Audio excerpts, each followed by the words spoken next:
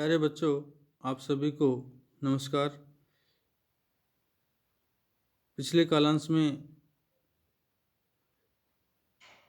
श्रीमदन्नम भट्ट विरचित तर्क संग्रह के अंतर्गत अयथार्थ अनुभव के जो 3 भेद बतलाए गए हैं, संशय, विपर्य और तर्क, इन पर प्रकाश डाला गया था। इनका अध्ययन आपको करवाया गया था।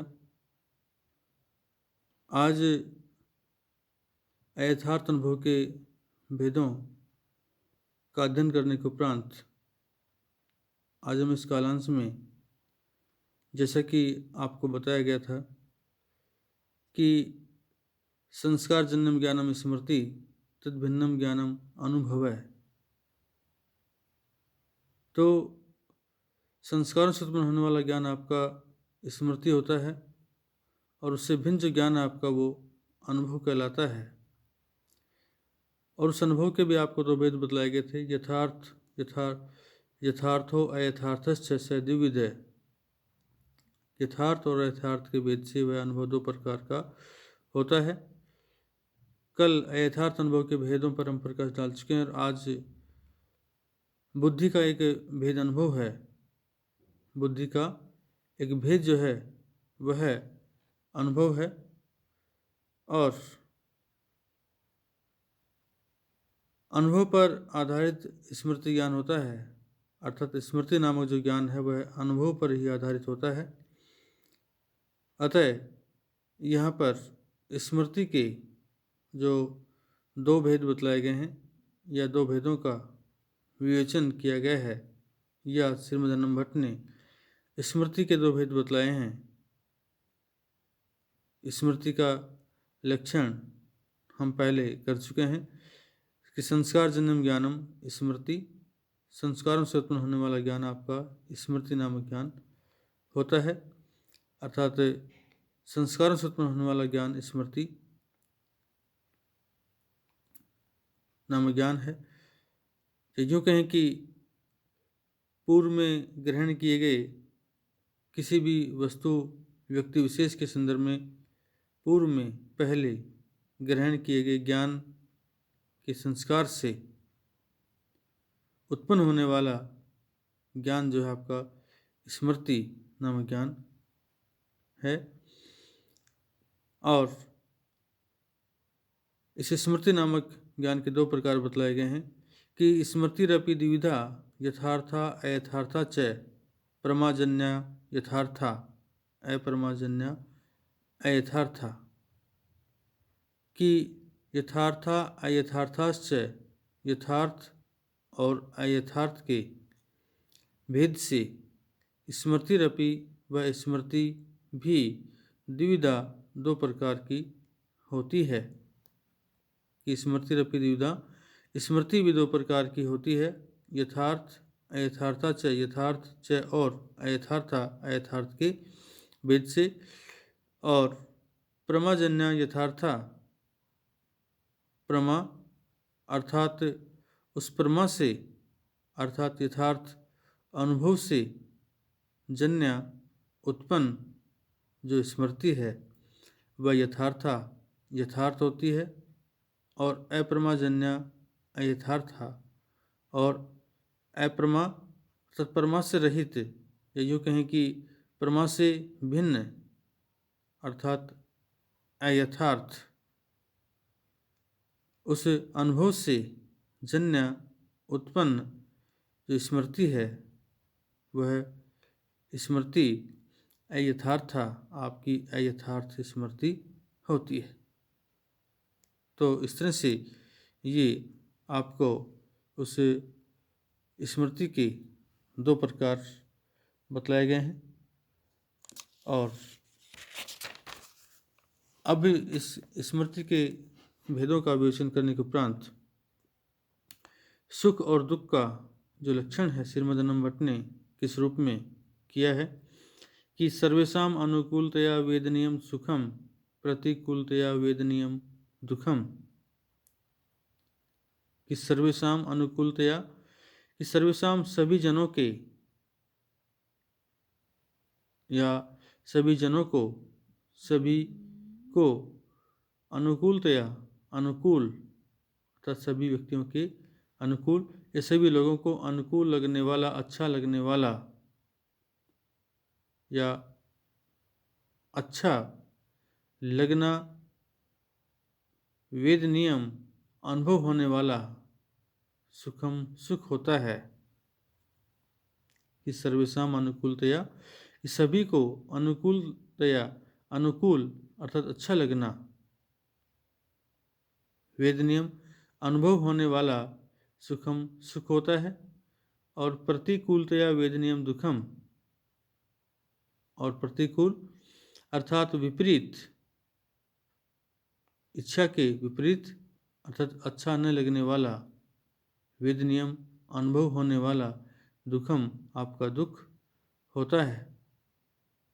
सभी को अपने अनुकूल जो अनुभव होता है, जो व्यक्ति जैसा चाहता है उसके अनुसार ही जो उसको अनुभव होता है वह सुख है।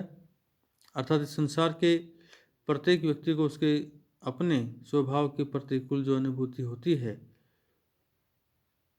उसके अनुकूल जो उसे अनुभूति होती है, अपने स्वभाव के अनुकूल अनुसार जो अनुभूति होती है वह सुख है।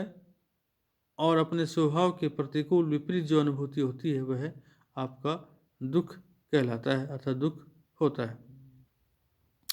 इच्छा, द्वेष, प्रयत्न, धर्म, अधर्म का विवेचन किस रूप में किया गया है कि इच्छा, काम, क्रोधो, द्वेष, कृति, प्रयत्न, निहित, कर्मजन्यो, धर्म, निषिद्ध, निषिद्ध है, कर्मजन्यस्तव धर्म है। कि इच्छा, काम, इच्छा अर्थात चाह है या जो अभिलाषा होती है, इच्छा काम है कि जो इच्छा है वह चाह या अभिलाषा होती है कि जैसे यह मेरा है या मैं ये कार्य करूं, इस प्रकार की जो अभिलाषा या इच्छा, इस प्रकार की अभिलाषा या कामना जो है वही इच्छा है। और वह इच्छा भी आपकी दो प्रकार की होती है, एक भावपरक और दूसरी अभावपरक, जिसमें सुख की प्राप्ति, जिसमें सुख प्राप्ति विषयक भाव पदार्थ को प्राप्त करने की अभिलाषा हो वो आपकी भावपरक होती है। और जिसमें दुखात्मक वस्तुओं या रोग आदि के अभाव की अभिलाषा हो वो आपकी अभावपरक इच्छा होती है। क्रोधो द्वेष है और द्वेष है क्रोध है। क्रोध दूसरे का अनिष्ट सोचना है, क्रोधो द्वेष है कि जो क्रोध है ये द्वेष है क्रोधो, अर्थात क्रोध होता है, द्वेष ही क्या है आपका क्रोध होता है, अर्थात दूसरे का अनिष्ट सोचना ही आपका क्रोध है। कृति, प्रयत्न और कृति कार्य या प्रयत्न होता है। निहित कर्मजन्यो धर्म, निषिद्ध कर्मजन्यस्तव अधर्म। और निहित है शास्त्रों में जिन कार्यों को करने का उपदेश दिया गया है, शास्त्रों में जिन धर्मशास्त्र के नामक जो ग्रंथ हैं उनमें जिन कर्मों को करने का के लिए कहा गया है, ऐसे निहित शास्त्र विहित जो कर्म हैं उन कर्मों को करने से जन्य उत्पन्न जो फल है वह धर्म होता है। और निषिद्ध है, शास्त्रों में जिन कर्मों को करने का निषेध किया गया है ऐसे शास्त्र निषिद्ध कर्मों को करने से उत्पन्न जो फल है वह तो अधर्म है, अधर्म होता है। तो इस तरह से इच्छा, द्वेष, पर्यटन, धर्म, अधर्म का यहाँ इस गद्य पंक्ति में आपका विवेचन किया गया। अगला है आपका बुद्धि से अधर्म तक 8 गुणों का आश्रय व उनके भेद की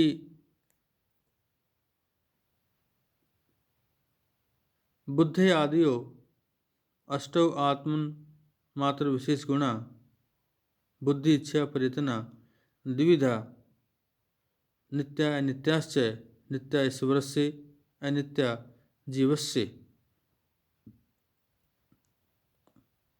कि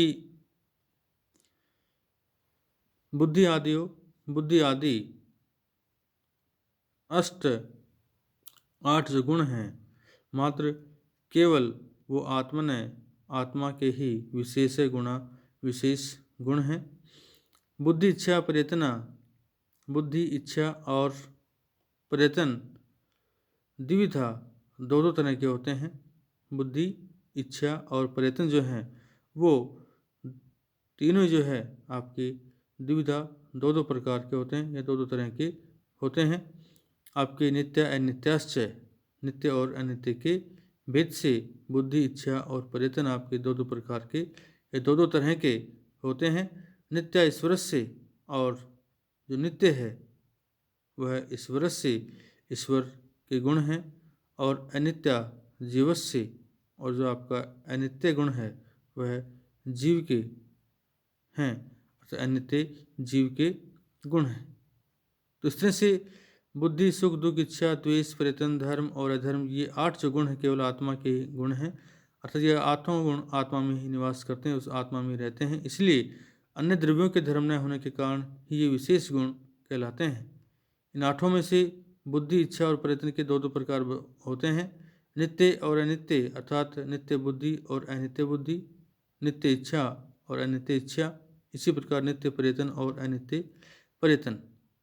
जब इन तीनों गुणों का ईश्वर अथवा परमात्मा अर्थात परमात्मा से संबंध होता है तब ये तीनों नित्य होते हैं, और जब इन तीनों गुणों का संबंध जीव अथवा जीवात्मा से होता है तो ये अनित्य होते हैं। तो इस तरह से आज इस कालांश में हमने स्मृति के भेद, सुख दुख का लक्षण, इच्छा द्वेष परितन अधर्म धर्म अधर्म का विवेचन, और बुद्धि से अधर्म तक जो 8 गुण हैं उनका आश्रय, उनके भेदों पर प्रकाश डाला। अगले कालांश में हम संस्कार के भेद और उनके जो लक्षण हैं उन पर प्रकाश डालेंगे।